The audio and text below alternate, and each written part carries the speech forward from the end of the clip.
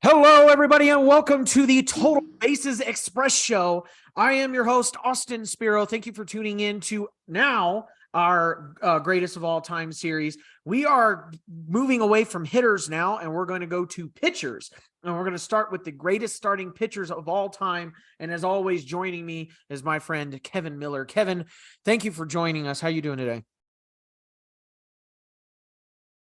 And before we went live, and this list it's interesting, so there ought to be a lot of discussion. If anybody joins us in the chat, we may have some disagreements in there as well. I'll be interested to see what people think. Yeah, I'm interested to see what we think too. I think it's a combination of research and popularity. I think it's a bit of both. So it'll be very interesting. Speaking of interesting, you put up a really interesting poll the other day, and I wanted to talk about it live on the podcast here. We talked. You put up a series of players. Who would you want on a 5-man? I think it was a 5-man dodgeball team, and I was like, oh, that's interesting. And of course, you put up all the pitchers, and then you put up a bunch of different players. And at first, for me anyway, I was like, oh, I'm putting Randy Johnson on there because Randy Johnson can throw hard. And I'm like, I'm going to put Nolan Ryan on there because Nolan Ryan throws hard. And then I got to thinking about it. I'm like, well, but they got to dodge. Like, I don't think Nolan Ryan and I don't think Randy Johnson are going to dodge very many balls. So I started looking more and more at the people that were on there. And I think my team was, who did I decide to put on there? I put Mookie Betts. Because Mookie Betts is good at everything. And then I got, who else did I put? I put Deion Sanders. I had Roberto Clemente. Those are the three that I remember. I can't. Ozzie Smith I put on there because I'm like, he's got hands, he can catch. Yeah. Did you have Ichiro? No, I didn't have Ichiro. Or Bo Jackson? Nope, neither one of those. Griffey. Griffey, that was it. I had Griffey on there too. So, it's it was a good team. Who did you end up putting on yours? This was a good poll. I really liked it. Yeah, I went back and forth on some of it. I think the majority of your team needs to kind of be able to do it all, have a strong arm, but also be athletic and potentially even small, so that they can dodge well. So that's where you bring in the Ichiro types, the Mookie Betts, even potentially guys like Ozzie Smith, Deion Sanders, guys like that. I'm pretty sure I went with Mookie and Deion and Ichiro. But you also have to it's dodgeball, right? We're thinking high school, middle school, PE. You got to have some intimidators, some enforcers. Yeah. So, but you can't have Randy Johnson, 6'10", gangly and unathletic as your enforcer. So, somebody like Bo Jackson was a popular pick. I had him on my team. Nobody wants to see Bo Jackson with a mean look on his face coming at them with a ball. I thought about Bo. I thought about Bo Jackson, but I'm like, man, he's too big. He's going to get hit with all kinds of stuff. He's too big. He is big, but do you want to be the guy that hits Bo Jackson? That's true. He might take you over his knee like he did the bat when he struck out. Just snap you like a twig. That's so so Bo and guys like that were pretty popular. He was on my team as well. I get the appeal of the 100-mile-per-hour pitchers, but there's only a handful of those type guys who can actually move well. So yeah, I don't trust them. We should have an episode of MLB dodgeball draft. That'd be awesome. That'd be great. Or even like multiple sports and games. Yeah, you could do. Yeah, if it's bowling, I'm taking Mookie Betts every time. Oh, whoever's got round one, pick one is getting Mookie Betts. Like, yeah, that ain't no problem. All right. Well, moving from dodgeball to, it's hard throwers to our greatest of all time. We're going to do starting pitching tonight. So we're going to the mound and we're calling up our starting pitchers. And like we said, this is a very, very interesting list. And it starts right at the very beginning here. I guess I got to share the screen. I can see it. Nobody else can see it. But it is a very, very, very interesting list, and I'm kind of excited to see what people think about it here. So our top 10 starting pitchers of all time. First, as always, our just missed the cut list. So these are the next 5 people who are not on the top 5, but they were, or top 10, but they were so close. In 11th, My biggest surprise is Christy Mathewson in 11th place. 12th, Steve Carlton. 13th, Satchel Paige made a very good showing. Lefty Grove in 14th and Bob Feller 15th. Like I said, my surprise here is Christy Mathewson at 11th. I really thought he was going to get in the top 10, and he just didn't make it. I don't know if it's maybe because he's kind of the lesser known of the bigger pitchers from when baseball started, or maybe I don't know. I just thought it was interesting that he's like one of the pioneers of good pitching, but he didn't make the top 10. What do you think over there, Kevin? Is Christy Mathewson your surprise, or are you surprised? Maybe Satchel Paige? Yeah, I mean, honestly, all of these guys, other than Steve Carlton, I think have a pretty good case to be made. You then have to turn around and eliminate someone from the top 10, which gets difficult. Yeah. But Mathewson and Grove, I think, were probably the two best pitchers of these five. Although Bob Feller, just a little note on Bob Feller, he led the league in strikeouts and then went and fought in World War II. And he came back and led the league in strikeouts again after not pitching for a couple of years. So he is pretty daggum good too. It's always amazing to me, all of these players that were really good right before the war, and then they come back from the war and they were like, oh, guess what? I'm still good. Screw you. Like, like if anybody to this day, like anybody modern day took 3 years off, they would be terrible. Yeah, for sure. I don't think modern hitters would stand a chance to do that. I guess there's the chance a pitcher could keep his arm healthy and be okay, but a hitter would have absolutely no shot. No, absolutely not. So moving from our just missed the cut, we're going to go to our number 10, our gatekeeper, number 21, Roger Clemens. Roger Clemens is our number 10 all-time starting pitcher. He spent a 24-year career with the Red Sox, Blue Jays, and Astros from 1984 to 2007. He pitched in 709 games for a total of 4,916 and 2/3 innings. Good for 16th all time. A 3.12 ERA, 1.17 WHIP, a really good 1.43 ERA plus. He has the biggest WAR of every pitcher all time. First all time, 133.7. Made 11 All-Star appearances. Won the Cy Young in 1986, 87, 91. 97, 98, 2001, and 2004. And then he won the MVP in 1986, which is really hard to do for pitchers. He is third all-time in strikeouts, 4,671, 27th all-time in career shutouts at 46, and ninth all-time in wins at 354. Of course, the big cloud here is the steroids. How much of this is steroids and how much of this is not? So, I have a story to share with Roger Clemens. I've shared this a couple times. It involves my dad. But I want to give you the floor first, Kevin. And we've got some chat already. We've got Melvin in the chat. We've got Angel in the chat. We got Corey Richmond already. He's saying, wow, steroid Phil Pudge was second and Rocket was 10. How interesting. So referring back to our catchers list where we talked about Pudge Rodriguez being number 2, and now Roger Clemens is number 10. Kevin, what is your opinion here at Roger Clemens at number 10? I do have to agree with Corey that he didn't say this, but he means this. There's a double standard going on here. Like I don't know what the cause is, but Pudge and Piazza both made the top 5 of the catchers list, and Clemens is all the way down at 10. And to be frank, I think Roger Clemens is clearly a higher caliber pitcher than Piazza was a catcher, and potentially than Pudge as well. If the steroids are not part of the conversation, would you be surprised if Roger Clemens was number 1 on this list? I wouldn't be surprised. I wouldn't be surprised.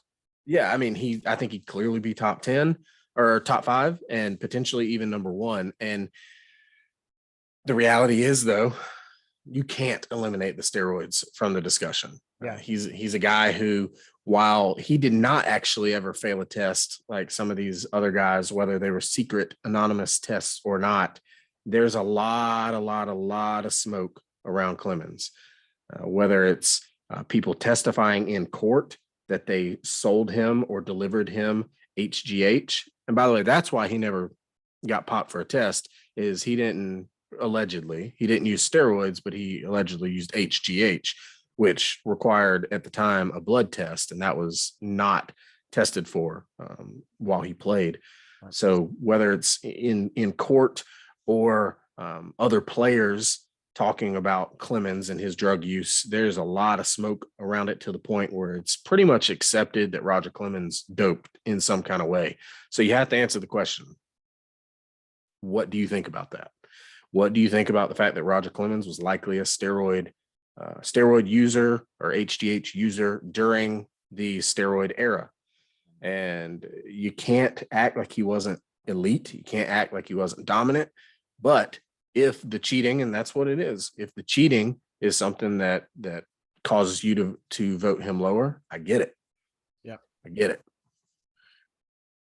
Yeah, this was one of the ones, I think this was one of the guys that really turned me off when it came to steroids, was because I really liked Roger Clemens. And I liked Roger Clemens because my dad liked Roger Clemens. And then you have the whole steroid thing with Barry Bonds. I got mad when they were talking about steroids and Barry Bonds. I'm like, why are you picking on the guy just because he's breaking home run records? That's messed up. You're claiming that he's cheating, and that's just wrong. And then we know what happened, and it's very obvious that both of these, that it's very obvious what happened here. And there's a lot of smoke all over the place with these guys. And it broke my heart as a baseball fan. And it really did, because Roger Clemens is a dominant pitcher. And I agree, there is a double standard, but we see that all over the place in the baseball world. Some people are getting hammered more than others when it comes to the steroids. Barry Bonds, Roger Clemens are getting punished. Rafael Palmeiro got hit hard. But then you have people like David Ortiz. You have people like Manny Ramirez. You have people like Alex Rodriguez. You have people like that who don't get hit as hard for steroids. And for whatever reason, I will never understand why. The other thing that could be adding on to maybe Roger Clemens being at number 10 instead of being higher up, like some of the other steroid guys we've seen on the list, is he also has off the field issues. He has some off the field issues with, of the sexual nature, and it has to do with minors, if I'm correct, at some point anyway. So maybe that's also playing with his ranking a little bit. I don't know. I didn't ask anybody, so we'll just have to see. But that's just the fact of the matter. Roger Clemens is at number 10. I'll tell you, I previewed a story. I'll tell you a story. So my dad played baseball in Texas. He was a catcher in high school. And one day he showed up practice, and there were a few pitchers from the University of Texas that wanted to throw a bullpen. It was the off season. They wanted to throw a bullpen. And so my dad, being the catcher of the varsity team, he caught the bullpen of these guys. He said, I caught bullpen for most of them. And he said there was one particular guy who was just throwing way harder than than the other guys. He was throwing hard. He was popping the mitt. And it was very obvious that he was throwing harder than everybody else. He said, after that bullpen, that pitcher walked up to me, grabbed a ball, grabbed a pen, signed it, and tossed it to me and said, here, kid, here's a ball for when I make it to the bigs. And my dad is like, who is this clown sitting here as a Texas, University of Texas ball player, signing me a ball that like he's going to make the majors. He's going to be some big hot shot. Who is this idiot? That idiot, Roger Clemens. Man, you told me that story once before, and it still gets me hearing it now. It's like, man, that's so crazy. Like, how much confidence did he have? Obviously extremely cocky and arrogant too. It's not just confidence, but he backed it up. Yeah, as an athlete, you have to have that though. If you want to be as good as he was, or as good as any of these guys do, you got to have that chip on your shoulder. You know what I mean? That's what I've noticed from, what separates good from great is they got a little bit of that chip. Even people like Derek Jeter, he's got that chip. He may not show it as much, but he's got that chip, type of deal. Yeah. So, one of the things that's really impressive about Clemens' numbers that nobody talks about is that he's 16th all time in innings pitched. Yeah. That's ridiculous when you consider the first 50 years of the sport had guys starting 40 and 50 games a year. and throwing as hard as he did. Right. Yeah. He like another guy we'll probably see later on this list, Randy Johnson, they both pitched so long and threw so hard. Yeah. So, there were no pitch counts then. At least not any that people cared about. Yeah, right. All right. So moving on from Roger Clemens at number 10, we're going to move to number 9. Probably somebody a little bit more of a good nature. Tom Seaver. Tom Seaver spent a 20-year career with the Mets, Reds, White Sox, and Red Sox from 1967 to 1986. He pitched in the 20th most games all time at 656, the 18th most innings all time at 4,783, to the tune of a 2.86 ERA, a 1.12 WHIP, which was good for 41st all time, has a 127 ERA plus. And for those of you that don't know what ERA plus is, we talked a lot about weighted runs created plus or OPS plus with the hitters.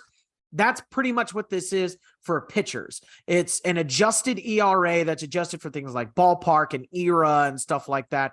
Anything above 100 is above average, and the bigger the number is, the better of a pitcher you were. Below 100 obviously is below average, but spoiler alert, all these guys are above 100. A 127 ERA plus, good for 55th all time. He has the 11th highest WAR of pitchers, 92.4. Made 12 All-Star appearances. Was the 1967 Rookie of the Year. Won the Cy Young in 1969, 73, and 75.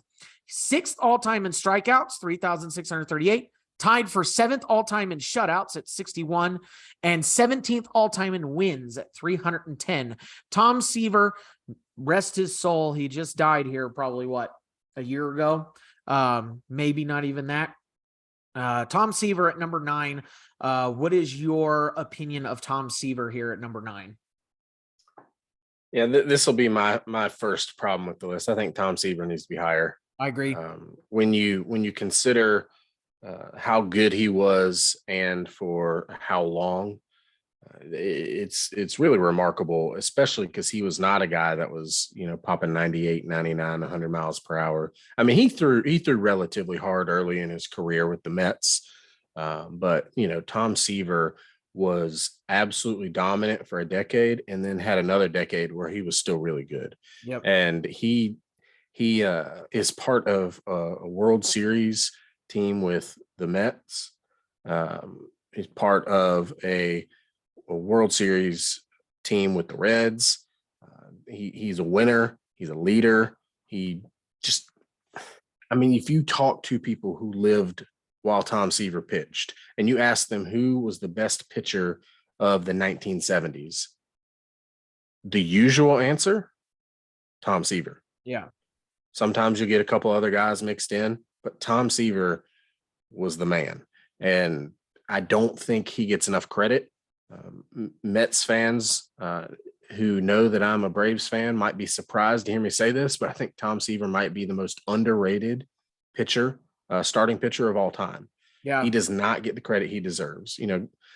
Guys like Jim Palmer are underrated too, but Tom Seaver was better than Jim Palmer. He was better than that crew of guys who's also underrated. I mean, he's top 12 all time in pitching WAR, despite not being one of those guys who started 50 games a year in the 1800s.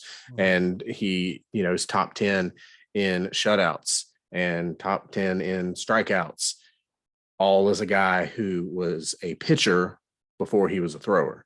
And I think that's an important distinction too. He was a guy that had a lot of skill while pitching, and he's not the only guy on this list that's true of, but Tom Seaver, I believe, should be higher. Yeah, I was of the same opinion. And it looks like Corey Richmond in the chat saying that he should be much higher as well. And he was kind enough to put the day he died. And I'm really shocked that it's already been this August 31st, 2020. It's already been almost 3 years since Tom Seaver died. And that's crazy. I thought it was like 6 months ago. Wow. So wow. Yeah. Well, now that I see that there were so many all-time greats who died in 2020. Yeah. And he ended up being one of them. Yeah. Yeah. So Tom Seaver at number 9. Who ends up at number 8? That would be none other than Pedro Martinez, another one that I thought was going to land higher, and he's not. He's right here. Probably one of the greatest pitching seasons that we will ever see. He has spent an 18-year career with the Dodgers, Expos, Red Sox, Mets, and Phillies from 1992 to 2009. Pitched in 476 games. Career 2,827 in the third innings pitched, to the tune of a 2.93 ERA, a 1.05 WHIP, a 154 ERA plus, which is good for 6th all time, an 82.8 WAR, which is good for 15th all time. He has 8 All-Star appearances, won the 1999 pitching Triple Crown Award. He won the pitching Triple Crown. So for those of you that don't know what the pitching Triple Crown is, that is you lead the league in wins, in strikeouts, and in ERA, all in the same year. That's how you win the Triple Crown. Of course, the batting Triple Crown is average home runs and RBIs. And he won the Cy Young in 1997, 1999, which was probably, I think, in my opinion, 1999 is probably one of the greatest pitching seasons that we've ever seen in the history of the game. And 2000, depending on what you see, depending on what you look at statistically, could be better than his 1999 season. And he won the Cy Young there as well. He's 16th all-time in strikeouts at 3,032, which is something to be said in itself. Speaking as, with these other guys that are up there in strikeouts, he's pitched almost a thousand innings less than the other guys that we've seen on this list. Pedro Martinez at number 8. The other thing is he has a reputation for being, I guess you want to call it a bulldog. I don't know. Maybe you want to call it more of a pit bull when it comes to, he was very, very good at getting under your skin. And very good at, he got in multiple fights out on the baseball field, and he wasn't afraid of anybody. He wasn't afraid to come inside and hit you. I think that's kind of the legacy he leaves behind. I think he's a good analyst. Sometimes a little hard to understand what he's saying, but he's a good analyst as well. Kevin, what's your opinion here of Pedro Martinez here at number 8? Do you think he should be higher? I was surprised he wasn't as high. Yeah, Pedro's an interesting case. I remember when we were going through the first base list and we came across Hank Greenberg. Hank Greenberg, rate stats is, top 10 all time, regardless of position for most of those stats, but he didn't quite have the longevity that a lot of the other players have. And Pedro, despite playing, for 18 years, because of some injuries towards the end, and even starting as a relief pitcher with the Dodgers, he doesn't have some of the longevity numbers either, despite the fact that, per game or per season, he's one of the best to ever do it. You have to weigh, what do you think about, dominance for a shorter? I mean, he still pitched 18 years and was probably, qualified for ERA title, 15 of those, but, shorter than some of these other guys versus the longevity that some of these pitchers have on him. And to me, I would rather see a guy who's just utterly dominant for a couple of years less than a guy who's, borderline dominant, but a little bit longer. Yeah. And so I would have personally had Pedro a little bit higher. I find it interesting that there is another person who's likely to come on this list who is very similar to Pedro in the not as long of a career, but very dominant, but yet his career was even shorter. Yeah. But people have a different view of him. I'll just say, I'm talking about Sandy Koufax, and we'll talk about him, I'm sure, later on this list. But Sandy Koufax gets more love than Pedro, significantly more love than Pedro, despite their careers being very similar overall. And Pedro actually pitched a little bit longer. Do you think it has to do with their reputation? Because, like I said, Pedro had a reputation of being a little more, he was a little more of a fighter, maybe a little bit more of a negative reputation, whereas Sandy Koufax, I have never heard one negative thing said about Sandy Koufax ever. Yeah, and that could play a part of it. I think also the way the careers ended, Pedro had a couple injuries and then, went out with the Phillies. How many people even remember that he pitched for the Phillies? I forgot that he pitched for the Dodgers. It wasn't the Phillies that I forgot. I forgot he was on the Dodgers. Yeah, that was early, and then he was primarily a reliever with the Dodgers. But because he threw 100. But that could play a role in it because Koufax kind of walked away at his peak while Pedro, I don't want to say went out with a whimper necessarily, but he didn't go out at the top of his game for sure. So that could play a role in it. His reputation could certainly play a role in it. Throwing a 70-year-old man to the ground Yeah. isn't a great look, even if that 70-year-old man is in the wrong for charging at you. Throwing him on the ground, no matter what, isn't going to be a good look for you. Yeah, I mean, Don and Zimmer, it's not just a 70-year-old man. It was one of the most beloved baseball figures who's, right. by the way, who was in the right spot at the right time 50 million times, has seen all kinds of baseball history. Like he was on the field for it. That's always shocked me anyway. Yeah. So, throwing down Don Zimmer never. Don Zimmer. I knew his name was Don, and I'm like, I couldn't remember his last name. Yeah, it's never going to be looked upon in a super favorable light. Yeah. But that could definitely play a role. I would have had Pedro a little bit higher, but yeah, I understand him at 8. Yeah. All right. So Pedro at number 8. We have Cardinal great at number 7, Bob Gibson. Bob Gibson spent a 17-year career with only the Cardinals from 1959 to 1975. He pitched in the 67th most games all time at 528 to a total of 3,884 in the third innings pitched, good for 43rd all time. A 2.91 ERA, 1.18 WHIP, and surprisingly, his ERA plus is lower than I thought it was going to be. 127 ERA plus, good for 55th all time, though. He has the 16th biggest WAR, 82.3, made 8 All-Star appearances, won the Cy Young in 1968. Probably, again, one of the best pitching seasons that we've ever seen in Major League history, and 1970. And in that same 1968 season, he also won MVP. He's 14th all-time in strikeouts at 3,099 and 13th all-time in shutouts at 56 career shutouts. I really like Bob Gibson. I really love Bob Gibson, and I think I just love his competitiveness out on the mound. I always like the story of, and I can't remember for the life of me who the batter was, but his last career batter that he faced, the dude hit a home run off of him. And then he was yanked from the game. And that was his last game, his last bat ever. Those two, Bob Gibson and this batter, I can't remember his name. That batter faced each other like 20 years or 10 years later or something like that in a Legends game. First pitch, Bob Gibson beamed him. It was Pete Talk about Lecoq. a memory. Talk about holding on to a grudge. Like, dang. So I just love Bob Gibson's competitiveness. And I mean, the 1968 season, a 1.12 ERA, that's just, you're not hitting him. And I mean, the mound was lowered mostly because Bob Gibson you couldn't touch him. They had to, because it was just not fair to hit against Bob Gibson, one of the greatest pitchers of all time. And according to Baseball Life, he's number 7. What's your opinion here, Bob Gibson, our number 7 pitcher of all time? Number 7 seems about right for Bob Gibson. He's one of those guys who, kind of similar to Pedro, outrageously dominant at his peak. The 1968 season is the stuff of legends, really. It was Pete Lecoq who he gave up the grand slam to and then hit him.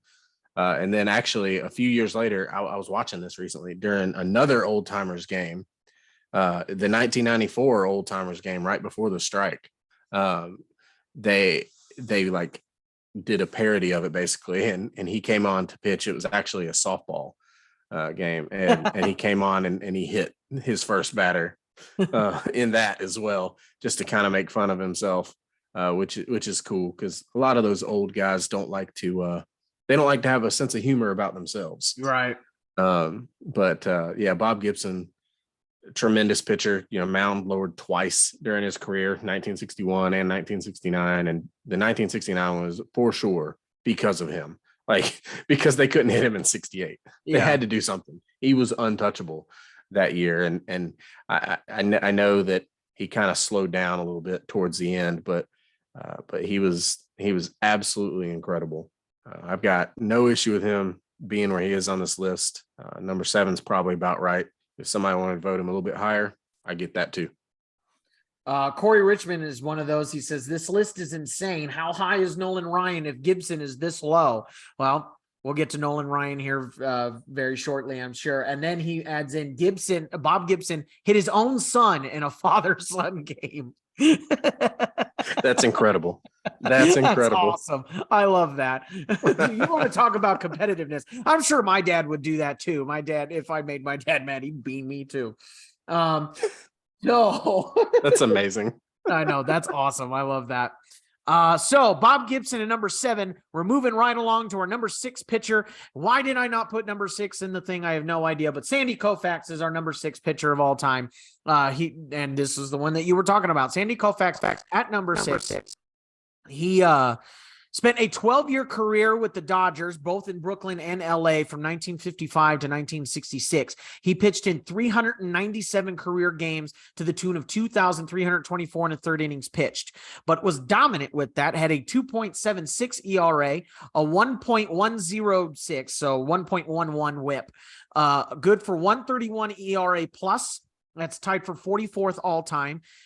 Even though he has a short career, he's 70th all-time in WAR at 54.5. 6 All-Star appearances, won the Cy Young in 1963, 65, and 66, and won the MVP in 1963. Sandy Koufax at number 6, better known as the left hand of God, right? That's one of my favorite nicknames. I don't know why, the left hand of God. It's just... And I read a Tom Verducci article about Sandy Koufax and how he just kind of exists. He doesn't really like go outside of himself to try and find attention. He's like, yeah, I'm Sandy, whatever. Like he just goes and eats at his diner and he never really wants anybody to pay attention to him. I don't know. I always find that interesting when you live in the spotlight like that. And when you retire at the peak, like Sandy Koufax did. And after that, he's like, yeah, I'm good. I don't need to talk to nobody. I just always find that incredibly interesting. Cause you would think when you get up, you get a taste for the limelight when you get that far, right? But Sandy Koufax is one with a short career, known for retiring at the peak, most likely, of his career. But he went out on top. I mean, you can't knock him for that. He did play 12 years, shorter than any other pitcher that we're going to see on this list, but it was a good 12 years with the Dodgers. Kevin, your opinion on Sandy Koufax? Before I even give my opinion, I'll give Corey Richmond's opinion. Yeah, I just saw it too. This list has upset him so much that he has turned off the show and is going to listen later. So Baseball Life, look what you've done. Look what you've done. Corey. No, Corey, we have some problems with some of the guys on the list and where they're at too. So don't worry. But Koufax is a guy who, man, you can make a daggum argument for him to be anywhere from 1 to off the list, Yeah. In sheer excellence, he's one of the best pitchers to ever step on a mound, without a doubt. I mean, he went out winning 3 of 4 Cy Youngs. That's how he ended his career. Yep. It's difficult for me to look at Sandy Koufax and see that he had a 12-year career, but also, and this is a guy who didn't even make the top 15, look at Clayton Kershaw and see that statistically, he's better in every single metric than Sandy Koufax. Just something. Corey's back.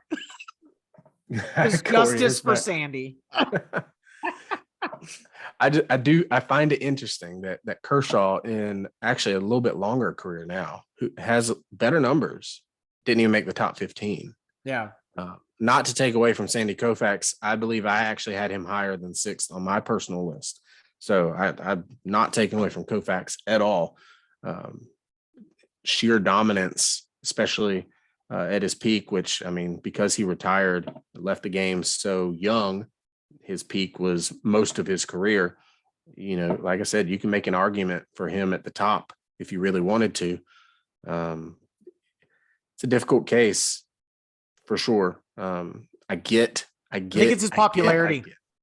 Popularity that gets him on here. Yeah, I get that his career was short, and I get that his career is dominant. So I can understand the argument either way. He was very popular, partially because he was kind of the antithesis of the cities of New York and LA, right? Mm-hmm. You know, he's very quiet, unassuming, nice guy. He was a devout Jew who, you know, did not, we'll just say, partake in much nightlife and things of that nature. And depending on who you ask, may have even left baseball because he wanted to stick closer to his roots in Judaism. So, you know, he's a guy who has a unique off the field story as well. I do not understand why at least one person who is still to come has any conversation ahead of Sandy Koufax, but we will get there shortly. We will get there very shortly. By the way, you mentioned Clayton Kershaw, 17th on this list. That's crazy. He was 17th. So, you know, Sandy Koufax, number 6, and Clayton Kershaw, number 17. It's a better showing, though. It's a pretty good showing from a modern pitcher when you think about it. Sure. So Sandy Koufax at number 6. We are now moving into our top 5, and I have a feeling we're going to get on a long discussion here. And we'll see if Corey's still here looking at it, watching us here. Number 5, the Nolan Ryan Express. Nolan Ryan spent a 27-year career with the Mets, Angels, Astros, and Rangers in 1966. He started his career, and then he didn't play in the 1967 season, and then played from 1968 to 1993. He's pitched in the second most games all time, 807. He's pitched in the 4th most innings of all time, 5,386. He has a 3.19 ERA. A 1.25 whip, a 112 ERA plus. He has the 6th best WAR out of any pitcher, 106.7. 8 All-Star appearances. Is the all-time leader in strikeouts, and it ain't even close. 5,713. I can see Kevin moving around in his seat. He's ready. He's ready to throw some punches. Tied for 7th all-time in shutouts, 61. He's 14th all-time in wins, 323. And he is the all-time leader in walks at 2,795. Hits per 9, 6.6. That's hits for every 9 innings, 6.6. And, of course, he is the all-time leader in no-hitters at 7, which I always love to say that Nolan Ryan is known on the Texas teams, the Rangers and the Astros, but his best success, he was most successful as an Angel. 5 of his 7 no-hitters came on the Angels. And so I always like to say that he was the most successful as an Angel, but the Angels pissed him off. So he doesn't affiliate with the Angels anymore. He would much rather affiliate with himself with the Astros and the Rangers. Nolan Ryan at number 5. I can see you squirming around in your seat. You're ready to throw some punches. Let's hear it. Nolan Ryan at number 5, Kevin. I first need to preemptively apologize to my father and every baseball fan from the age of 50 to 70.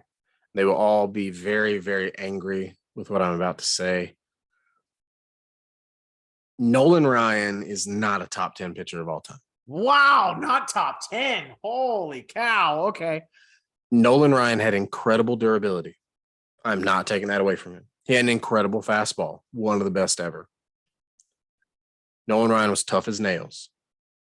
Nolan Ryan did not get hurt very much. Nolan Ryan had a lot of success in multiple eras because he played so long. But there's a reason why Nolan Ryan leads baseball all time in hits per 9. You want to know what that reason is? Why? Because he walks so freaking many people. You don't have to get a hit if he throws 4 balls to you. 2,795 walks. To be fair, though, he pitched for almost 30 years. Yeah, but look at it. He threw 5,386 innings. That's approximately twice as many innings as walks. When you do the math on that, he's almost at 5 walks per 9 innings. 5 walks per 9 innings does not even let you start in today's game. It just doesn't. The guy was really good, but he had some massive holes that just can't be ignored. I mean, look at his ERA plus. It's 112. That goes to show you that while he was good, he was not elite. He had a few seasons where he was elite, where he cut down on the walks, for sure. And nobody really wanted to stand in the box with him because, hey, he threw 101, he threw 102, and he was a little bit wild. Maybe he'd hit you. Maybe he'd walk you. Maybe he'd throw one right down the middle that you could hit 500 feet. You just didn't know. But part of the you didn't know involves some issues on Nolan Ryan's part. The man is revered, absolutely revered by the generation above us. They love Nolan Ryan. I think a lot of the reason why is because he pitched till he was kind of old and he was kind of a cantankerous white guy. And that's a big demographic for baseball fans. Old cantankerous white guys. Well, that's Nolan Ryan. And it's been Nolan Ryan for a while. Hey, everybody loves that Nolan Ryan beat the crap out of Robin Ventura when Robin Ventura was like 25 and Nolan Ryan was like 45. Everybody loves that. Everybody loves it. Everybody loves that Bo Jackson hit a liner off of Nolan Ryan's face and he pitched the rest of the game bloody. Everybody loves that. But nobody wants to talk about how many times he walked batters. I mean, he had 7 no-hitters, incredible feat. None of them were perfect games. You know why? Because he walked everybody. Yeah, but to be fair, nobody's even close to 7 no-hitters. They're not. I think the most after him is what, 3? 4, I believe. 4? Didn't Koufax throw 4? He may have. I think Koufax threw 4. But yeah, no, 7, it's a really great feat. But you don't have to get a hit if you can walk to first base without anybody trying to throw you out. He's the all-time leader in walks, and it's not close. It's an even bigger gap than his strikeout lead. Again, very good pitcher. Very good. But he's very good. He's certainly not top 5. That's ridiculous to me. The fact that he's ahead of Sandy Koufax, the fact that he's ahead of Pedro Martinez, the fact that he's ahead of Bob Gibson, Tom Seaver, all those dudes are better than Nolan Ryan. Roger Clemens, there's steroids, so I get it, but he's better than Nolan Ryan. Christy Mathewson, better than Nolan Ryan. You don't have to hear my father on the phone. So I'm going to hear it. I know it. As soon as he listens, I'm going to hear, are you kidding me? Hey, I know. I apologize to my dad. I apologize to my dad. I'll apologize to your dad, Mr. Spiro. I'm sorry. But facts are facts, and facts don't care about your nostalgia from the 70s and 80s. They don't. Man. Nolan Ryan, very good pitcher. Very good pitcher. Wow. All right. Well, nevertheless, Nolan Ryan is number 5. I don't think I have anything else to rebut with that. That was awesome. Number 5, Nolan Ryan. So who did Baseball Life think is better than Nolan Ryan? They thought Nolan Ryan was better than Bob Gibson and Tom Seaver and Sandy Koufax and all these other guys. But who'd they think was better than Nolan Ryan? That first one is number 4. This one is the one I have the biggest problem with, Cy Young. Cy Young is our number 4 pitcher of all time. A 22-year career with the Spiders, Cleveland Spiders, the St. Louis Perfectos, the Boston Americans, the Cleveland Naps, and the Boston Rustlers from 1890 to 1911. None of those teams exist anymore. And it's been a long time since any of those teams have played. He pitched in the most games all time, 906. He pitched in the most innings all time, 7,356. And pitching all of those games and all of those innings, he's still in the top 100 in ERA, 89th all time, 2.63 ERA. With all those innings, he's tied for 63rd in WHIP, 1.13. For those of you that don't know what WHIP is, because WHIP sometimes can get kind of a confusing stat, is walks and hits per innings pitched. So essentially, how many base runners are you allowing per inning? Walks, hits per inning pitched. So he's allowing just a little more than one batter or one runner per inning pitched. A tied for 22nd all time, 138 ERA plus. The second biggest WAR of all time behind only Roger Clemens, 131.5 WAR. He's 24th all time in strikeouts at 2,803. The most winningest pitcher in Major League history, 511 wins, and fourth all time in shutouts, 76. And it doesn't stop there. He is the all time leader, not only in wins, but in losses, 315. Games started, 815. So he had 815 starts out of 906 games pitched. He has the most complete games. You ready for this stat? 749 complete games. The man was a horse. He also leads in hits allowed, 7,092. Earned runs allowed, 2,147. And batters faced, 29,565 batters. That is a lot of people. That is a lot of hitters to face. Now, some of you are probably going to look at this and go, well, he's the leader in hits, earned runs allowed, and he's lost the most. Yeah, that's because he played so goddamn much. He pitched he's only 100 games off of 1,000 games. Ain't nobody going to even be sniffing anywhere close to 900 games pitched anymore, let alone do it as well as Cy Young did. There's a reason why this man has a award named after him. The award that pitchers covet the most in the MLB, the Cy Young Award. It's because this man is the cream of the crop when it comes to pitching. Now, this was a different time. This is just coming off, probably just coming off the era. He was probably one of the first ones where the pitcher was a position that mattered.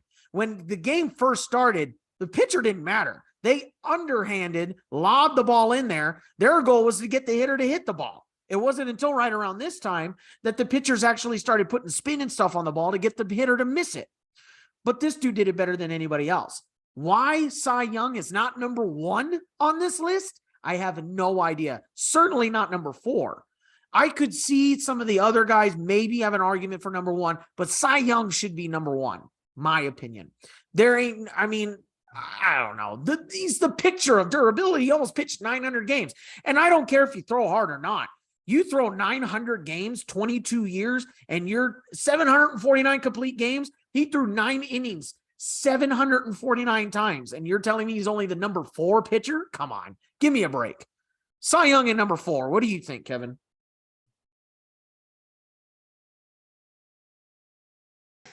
I don't necessarily have a problem with him being number 4.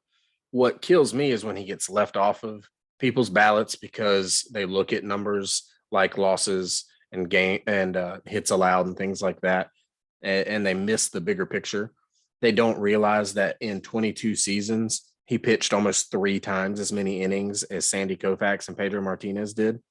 3 times as many. That's three careers. Right. He had 3 Sandy Koufax careers. Right. And while he does have the record for most earned runs, his ERA is basically 2.5. The reason he has the most earned runs is because he pitched so long. 2.63 ERA is one of the best of all time. It's 89th here, but there were a lot of guys of his era who had much shorter careers that had better ERAs because they had much shorter careers. Yeah. Cy Young, you mentioned this. He was one of the first pitchers to start intentionally putting a bunch of movement on his pitches. The the guys who played back in the 1870s and stuff would either, like you said, put it in underhand or just lob it in like batting practice. And Cy Young was like, well, I don't need my shortstop to get the guy out if I can throw it past him. Yeah. Or if I can get him to make weak contact, which is one of the things he did best, was, much like some other guys that we'll talk about on this list, he pitched to weak contact better than just about anybody who's ever played the game. I don't I don't like it when maybe not quite as strong of an opinion as you, but I don't like it at all when people try to discredit older pitchers, especially Cy Young, because oh well, they only walked or they only struck out four batters a game. It's like, well, it was a completely different game. Four Yeah, batters a game was a lot that's a lot. back then. Yeah. I mean, there are Hall of Famers from that era that struck out 1.5 batters a game or 2 batters a game. So the fact that Cy Young was striking out 4 is a big deal. Yeah. You know, it was a completely different ball game. So I'm comfortable with Cy Young at 4.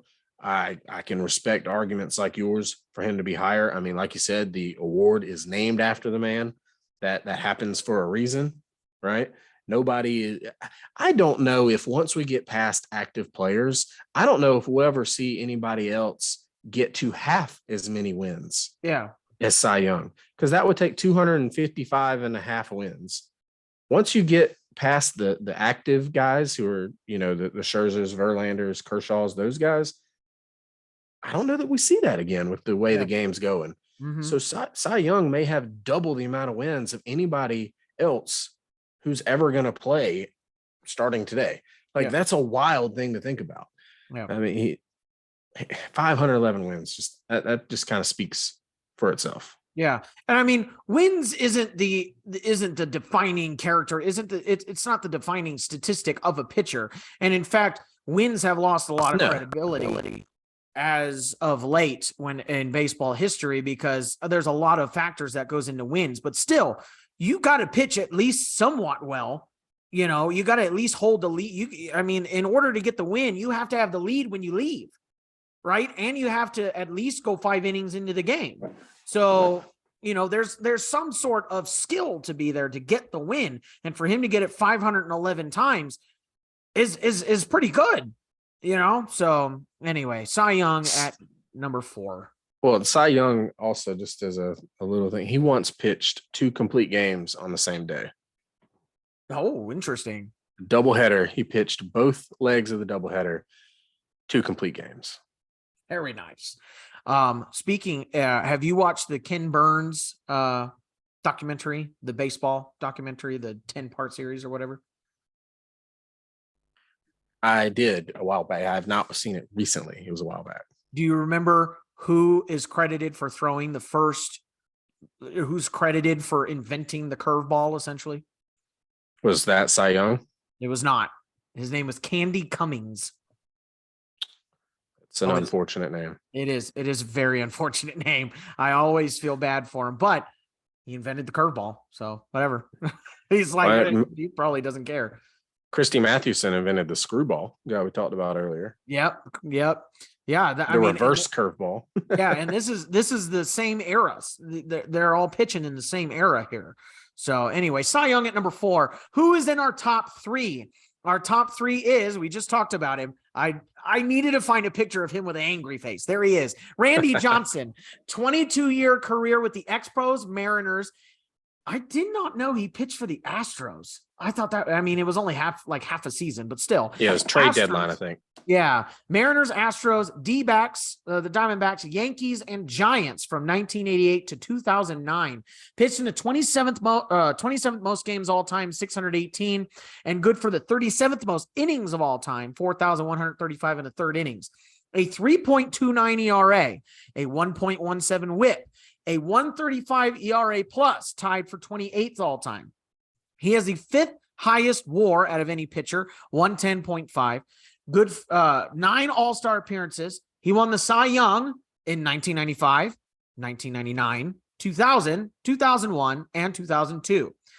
Behind Nolan Ryan and his 5,700 strikeouts. He is second. Randy Johnson is second all-time in strikeouts, 4,818, almost 1,000 less. I always, that just drives me bananas. And is the 22nd all-time in wins at 301. Randy Johnson at number 3. I'm interested to see what you think of Randy Johnson, because a lot of the stats, the ERA and the way that they threw, would you compare Randy Johnson similar to Nolan Ryan? I mean, he pitched 5 less years, but he's got a really hard fastball. Different build, but still really hard fastball, but kind of a higher ERA than some of these other guys, 3.29 ERA. So what's your take here at Randy Johnson at number 3? Are you okay with Randy Johnson at number 3? Or do you think he's in the same boat as Nolan Ryan? I don't think he's in the same boat as Nolan Ryan. I think you could almost call him Nolan Ryan plus, right? You know, he's a very, very similar stylistically in that he, you know, big, tall guy, although very tall, you know, 6'10". Yeah. At the time, he was the tallest guy to have ever played. There was I think his name was John Lannon, maybe it was 6'10 and a half. So he passed him. But, you know, Randy Johnson did not walk as many batters as Nolan Ryan. But his ERA did get a little inflated towards the end. Randy Johnson, and he didn't make this a secret. He wanted to get to 300 wins. So he stuck on a little bit longer than maybe would have been best for his image. And that hurt his ERA. He had a couple of seasons with the Yankees and the Giants that weren't quite as Randy Johnson-esque, so to speak. I believe he had a season with the ERA in the 5s, and that'll hurt your career averages for sure. Mm-hmm. But at his peak, you know, I mean, 4 Cy Youngs in a row. That's really impressive. He also is the intimidating half of one of the funniest 2-man shows I've ever seen during the All-Star game, where he jokingly throws behind John Kruk. Have you ever seen this? Yes. Yeah. Most people who love baseball have seen this before, but it's amazing. If you haven't, he jokingly throws behind John Kruk, who was a left-handed batter. So John Kruk said, nope, I'm not doing this. And he turned his batting helmet around the other way, stood in the right-handed box. And as soon as Randy Johnson let go of the baseball, he took a little wimpy swing to say he swung so he could get out of there and strike out, because he wanted nothing to do with Randy Johnson's 100-mile-an-hour heat lefty on lefty. He wanted nothing to do with it.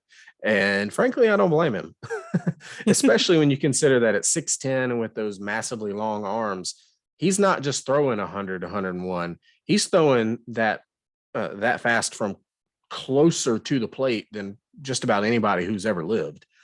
And a lot of people don't think about that when they're talking about pitchers, but release point is really important in the timing of pitching. And Randy Johnson was, I mean, probably 2 or 3 feet closer than most other pitchers because of just how long he was.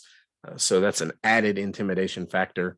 Number 3 might be just a touch too high for Randy Johnson, but I can see the argument there, and I don't particularly have a problem with it, especially when you consider his peak from the mid 90s to the mid 2000s. He was just incredible. Yeah. So I'm trying to work out the math right here. I wanted to see if he had the same career longevity, 27 years, as Nolan Ryan. How many walks would Randy Johnson have? He would have around, if you know, he's averaging about in his career, he averaged about 2.5 walks per inning or per game. So if my math is correct, he would have finished with 1,860 walks. And so it's 1,000 less than Nolan Ryan. So there you go. I think 1,000 less. I think if the math was right, I think you said what, Nolan Ryan averaged 5 walks a game. It's four and change. Well, per 9 innings. Per 9. Yeah. Yeah. I just did per game. I didn't necessarily do per 9 innings because per game was easier to figure out quickly in this podcast. But yeah, I mean, even then, even if you figured it out that way, it's still not even close. So it's interesting. It's stylistically, like you said, and you know, like I stated earlier, Randy Johnson and Nolan Ryan are pretty much the same. They have a wickedly hard fastball, and they were both intimidating guys, but yet some of their stats are different, or their production is different. So it's interesting. Randy Johnson also had one of the most devastating sliders that baseball's ever seen as well, especially when you pair it with the 100-mile-an-hour fastball. Well, Nolan Ryan had a 90. Yeah, and the curveball, it was a different pitch though. Yeah. You know, he had the 12-6 more of a looping thing, which in its own way is very difficult to hit when Yeah. you are expecting a 100-mile-per-hour fastball. But that 90-mile-an-hour slider just exploding out of Randy Johnson's hand when you were thinking, all right, I've got to time up 100. It's going to be straight here, straight-ish. I mean, it wasn't exactly straight, but it's going to be here. And then all of a sudden it's 3 feet the other way. Yeah. You can't touch that. Right. And then I'm sure you know this. You know, Randy Johnson is now a professional photographer. I did. And he was doing the NFL playoffs last year. I haven't seen. Is he doing it again this year? I mean, I don't see why not. I mean, he's Randy Johnson. He can do anything he wants. He can walk in a room and be like, I want to take pictures. And he's like, okay. You know, are you going to challenge Randy Johnson? I'm not challenging Randy Johnson. Go ahead, Mr. Randy Johnson. You take pictures of whatever you want. Well, he can get whatever angle he wants because he can take pictures over other photographers' heads. Yeah, exactly. Like he's going to get whatever angle he wants. But yeah, he did the NFL playoffs, and I wouldn't be shocked if he did it again this year. I hear he's really good. I've never seen any of his work, but I hear he's really good. I mean, he'd have to. The NFL doesn't play, man. Yeah, the exactly. NFL, like, they're all about their money. Yeah. So they wouldn't hire some bad photographer. So he must be good. Yeah. All right. So Randy Johnson at number 3. Who's better than Randy Johnson? That would be our number 2, another Johnson, Walter Johnson. Walter Johnson spent a 21-year career with the Washington Senators from 1907 to 1927. He pitched in the 3rd most games all time, 802. And in the 3rd most innings all time, 5,914 in the 3rd innings. With all of those innings pitched, he has the 11th lowest ERA, 2.17, the 15th lowest WHIP, 1.06, the 10th highest ERA plus, 147, the 3rd highest WAR, 117.1. He won the MVP. There was no Cy Young yet. He won the MVP in 1913 and 1924. So think about it. Cy Young is dedicated only to pitchers because usually pitchers don't win the MVP. This guy didn't have the benefit of the Cy Young Award. He had only the MVP, so he had to compete with hitters as well. And he beat him out twice, 1913, and then again almost 12 years later in 1924. And he won, just like Pedro Martinez, he was a pitching Triple Crown winner in 1913, the year he won the MVP. 1918, didn't win the MVP. And then 1924 won the MVP. He's 8th all-time in strikeouts, 3,509. He has the most shutouts all time. So 802 games pitched. And out of those 802 games pitched, 110 of those were complete game shutouts. That's crazy. 1/8 of his starts were a complete game shutout. And he's 2nd all-time in wins, only to Cy Young, at 417. Again, I could see an argument. I mean, the statistics don't lie. He's in the top 10, top 15, and most anything that you put up there. Walter Johnson, I could see being the number 1 pitcher of all time. I don't have a problem with him here at number 2. Durability, great for his, and he had longevity, but didn't allow that many runs. Was obviously the best pitcher for more than a decade. I mean, he dominated in 1913 and then did it again in 1924. He struck out people. He didn't allow runs. He won games at a rate that we don't see anymore. So I have no problem with Walter Johnson at number 2 and wouldn't be upset if I saw him at number 1. He would be one of the only ones I'd be like, okay, Cy Young lost out to Walter Johnson. That's fine. I'm okay with that. What's your take here at Walter Johnson at number 2? I'll start off by saying that I had Walter Johnson number 1. Okay. And I feel pretty good about that. He's a guy who, despite playing in an era without a ton of strikeouts, is in the top 10 all time in strikeouts. He was a very hard thrower in an era where there were not that many. We obviously can't know for certain exactly how fast Walter Johnson threw, but supposedly it was significantly harder than everyone else of the era. And just looking at the numbers, his career WHIP is better than most Cy Young Award seasons. Yep. his career shutout total is greater than the total number of career wins that Jacob deGrom has, who is one of the best pitchers of this generation. That's a good stat. I like that. More shutouts for Walter Johnson than wins for Jacob deGrom. And I know, Mets fans, I know he was criminally not supported by his lineup. His run support was very low. I know. But still, Walter Johnson has more shutouts than deGrom wins. And compared to his era, and this is why I put Walter Johnson number one, compared to his era, Walter Johnson was so far and away better than the other pitchers that I think you have to put him number one. It's kind of like the Babe Ruth argument. That's what I was just going to say. Would you say he's like a Babe Ruth of pitchers at this point? I think that's a very simple way to explain it. You know, Babe Ruth, while you might think that certain other players were just as good, I don't necessarily agree with that. I think Babe Ruth is best outfielder and best overall baseball player ever. But Babe Ruth was so much better than his competition relative to, you know, the league. And Walter Johnson was the same way. If MVP voting made any sense back then, which, as we talked about on a previous podcast, it most of the time did not make any sense. But if MVP voting made any sense back then, Walter Johnson, even as a pitcher, probably would have won 7, 8, 9 MVPs. And that's absurd to think about. The big train, you know, as he was known, was absolutely dominant for 20 years. All right. I mean, what else can you say? Domination for 2 decades is not something that anybody else can really say.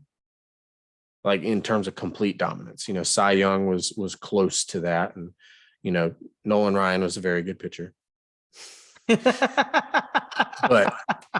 But in terms of dominance for 2 decades, the only guy that I think comes close to that is Roger Clemens.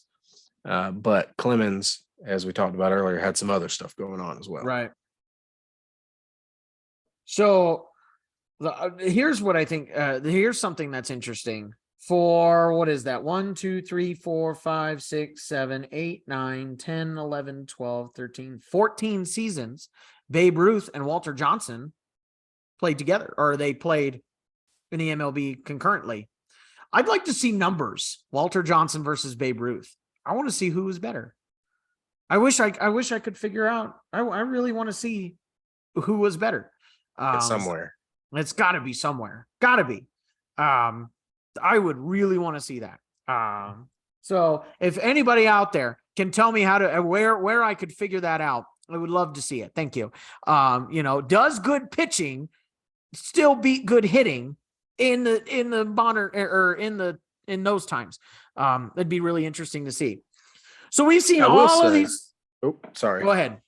I will say, though, that by the time Babe Ruth was a full-time hitter, Walter Johnson was coming toward the end of his career. It's also true. So we don't necessarily get to see prime Walter Johnson against prime Babe Ruth. Yeah. Which is unfortunate. That would have been incredible. Right. Man. I would really love to see if he could handle a fastball. So we've seen all these great pitchers. We've had all these opinions. We've had opinions in the chat. We've had opinions on the podcast. Who ends up number one all time? Well, our number one all time is Greg Maddux. Greg Maddux spent a 23-year career with the Cubs, Braves, Dodgers, and Padres from 1986 to 2008. He pitched in the 8th most games all time, 744. The 13th most innings all time, 5,008 and a third innings. He has a 3.16 ERA, the 82nd best WHIP, 1.14, the 37th best ERA plus at 132, the 4th best WAR, 116.7. He has 8 All-Star appearances, won the Cy Young 4 seasons in a row, 1992, 1993, 1994, and 1995. He's 10th all-time in strikeouts, 3,366, and 8th all-time in wins, 355. My opinion, Greg Maddux, great pitcher. Great pitcher. No problem with him being in the top 10. He's part of that big that big three of Maddox, Glavine, and Smoltz, and that 90s Braves that nobody could touch. They'd make it to the World Series every year, even though they didn't win it. They'd make it to the World Series every year. And it was really hard to hit Greg Maddux. He was a great pitcher for the Cubs and the Braves. I don't understand how he ended up at number 1. Greg Maddux is, in my opinion, top 10. I have no problem with him top 10. I don't understand number 1. There's no way he's better than Walter Johnson in his era. There's no way he's better than Cy Young in his era. You could make a argument for Randy Johnson being better than Greg Maddux in his era. I don't know. I don't. This one was weird to me. I saw Greg Maddux number 1, and I wasn't even like, okay, that makes sense. I was like, what? How did he get there? So I had to take a double take to make sure that I did the math right. So this one just baffled me. Again, I don't have a problem with him being in the top 10. I just don't understand number 1. You being a Braves fan, I'm interested to see your take here at Greg Maddux at number 1. So what do you think? I already said I had Walter Johnson number 1. So I clearly don't believe Greg Maddux is the best pitcher of all time. And I don't believe that he's the second or third best pitcher of all time. I would probably have him somewhere between 4 and 7. I could see, that's where I could see him, 4 and 7. And I think Greg Maddux has a weird popularity, whether it's because of playing for 2 teams that were always on national television, the Cubs and the Braves, whether it was him being on, the team of the 90s, even though the Braves only won 1 World Series during that time. But I think his popularity mainly comes from the fact that, and this was by choice, but that he threw 88 miles per hour. I think there was something that really captivated baseball fans about Greg Maddux and the fact that he threw slowly, but has arguably the greatest control of all time. Obviously, that's very impressive. I think if you're talking about who were the most skilled pitchers of all time, I think he'd have a pretty good argument for the number 1 spot in that discussion. Yeah. But especially when you consider that he held on with the Dodgers and Padres at the end for some not good seasons, it doesn't necessarily make sense to me to have him in the top 3. He's incredible. But we can't forget, too, that in terms of the postseason, Greg Maddux was at best the 3rd best pitcher on that Braves staff in the postseason. John Smoltz, arguably the best, if not definitely top 5 starting pitcher postseason wise ever. So maybe it's not fair to compare him to Smoltz. But Tom Glavine, fellow Hall of Fame pitcher, built his game on control, through a lot of sinkers and changeups, much like Greg Maddux. And Glavine outpitched Maddux most postseasons. And I know baseball isn't necessarily the same as basketball and football, in which postseason affects legacy that much. But I think, especially with a team that was in the postseason for deep runs so much, like the Braves of the 90s were, maybe we should consider it some for Greg Maddux that his style didn't necessarily translate as well to the postseason. It had nothing to do with his mental ability. Everybody knows that Greg Maddux is one of the greatest mental pitchers of all time. He was the professor, as some people called him, and he was a bulldog on the mound. But there was a disconnect there from regular season to postseason. And not to mention, it's just a really odd dude. He used to pee on his teammates in the shower. That was Greg. I thought that was Smoltz for some reason. That was Maddux, and Maddux, according to Chipper, did a lot of really disgusting things to teammates in the locker room. Don't necessarily have to go into full details, but incredible pitcher. I've got no problem with him being close to the top here, but I wouldn't have him in the top 3. And I don't really understand an argument for him being number 1. You can try to make an argument for him at 2 or 3. I don't necessarily agree, but I don't I don't understand an argument for him at number one. As much as I love Greg Maddux, as much as I think he is one of the best ever, I can't say he's the best ever. Okay, here's a question: Greg Maddux, Nolan Ryan. Which one? Fair. That's not fair. He was better than Nolan Ryan. He was better than Nolan Ryan. Okay. All right. Because I said earlier I didn't think Nolan Ryan's a top 10 pitcher. So that's true. It's true. And it is two different styles of pitching. So. Very different. Very different. I mean, I would rather step in the box against Greg Maddux than step in the box against Nolan Ryan, because if Greg Maddux hits me, I get a bruise. If Nolan Ryan hits me, I might be dead. But I do think Greg Maddux is a better pitcher, and I don't think it's that close. Yeah. All right. So, Corey's back. He said Maddux over Ryan. He's like, are you kidding me? Oh, no, he says Maddux. He says he would pick Maddux over Ryan as well. I misunderstood that comment. So there we are. There is our top 10 list. As much sense you can make sense of it with what you will. I would agree. It's an interesting list. Doesn't make much sense, but it's an interesting list nonetheless. So that concludes our starting pitching list. We're finally at the end of our greatest of all time series. When we hit the best relief pitchers of all time, maybe this list will make a little bit more sense. Do you have any parting comments before we leave tonight, Kevin? I'm a little bit surprised that there was no Warren Spahn even in the top 15, along with Clayton Kershaw that we mentioned earlier. Do you know where he was on the list? Do you have that handy? Kershaw was 17th, Warren Spahn 16th. Okay, so they were both right there. Yeah, it's a little surprising that neither one of them even made the top 15. But, I mean, really, though, starting pitching is loaded. Yeah. As much as I think both of those guys are better than Nolan Ryan, it would be difficult to put them on the list and kick someone other than Ryan off. Yeah. So I get it. It's tough. Next five, you're looking at after that. You're looking at Warren Spahn 16th, Clayton Kershaw 17th, Whitey Ford is 18th, 19th Mike Mussina, and then 20th Pete Alexander.